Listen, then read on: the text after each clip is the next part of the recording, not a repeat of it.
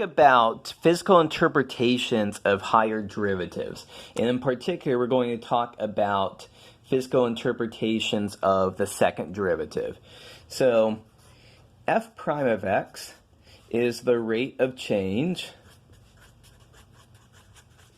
of f of x. So f double prime of x is the rate of change of f of x. F prime of x, I mean. So in terms of, if we're thinking, let's pull out, instead of saying f of x, let's go back to s of t for motion here. So s prime of t, so s of t is position. S prime of t is velocity. S double prime of t is the rate of change of velocity. And so what is that? That's acceleration. So the second derivative tells us how the first derivative is changing. Let's take a look at some examples of that, just to see that things match up with what we expect them to. Let's revisit a couple of our examples from before. So we had this example where the truck was, we said it's a speeding up or slowing down.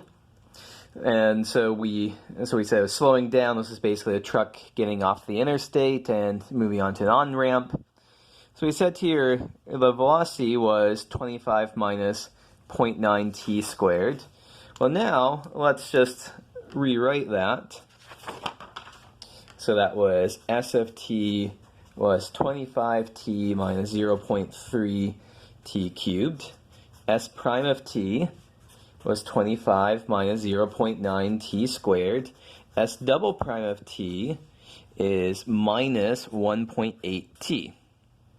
And in particular, assuming t is positive, this is negative. The acceleration is negative. So this is corresponding to the car, or I guess the truck, is braking. So, which exactly is what we expect to be going on, that the velocity is decreasing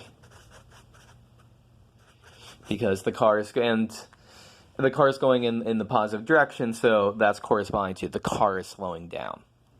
So we see here that in this one example, everything matches up with what we'd expect. Let's also take a look at this example as well, the motion due to gravity example. So once again, this was s of t was s naught plus v naught t minus 1/2 gt squared. V of t, the velocity, was s prime of t, is, we can just differentiate this. The derivative s naught is 0, derivative of, so v naught is a constant times t, that derivative is v naught, minus 1/2 times 2 is 1 minus gt. And so now the acceleration, s double prime of t, is v naught is a constant, that derivative is 0, minus g.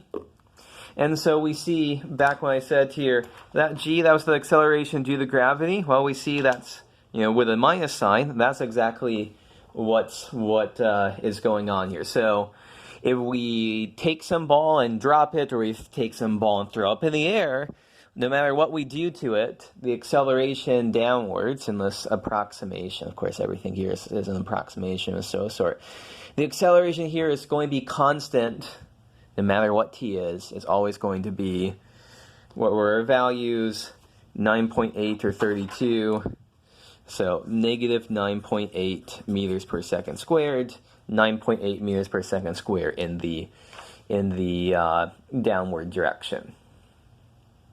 So just to maybe have some graphs here of what's going on. So if we, oops, that is already used piece of paper.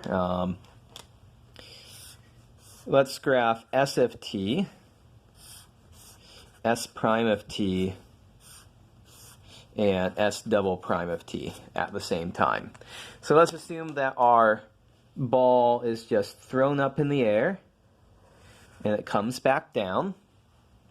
So as a function of t, this is what it looks like. Well, the velocity is going to be, so at first the velocity is positive, then the velocity is 0, and then the velocity is negative.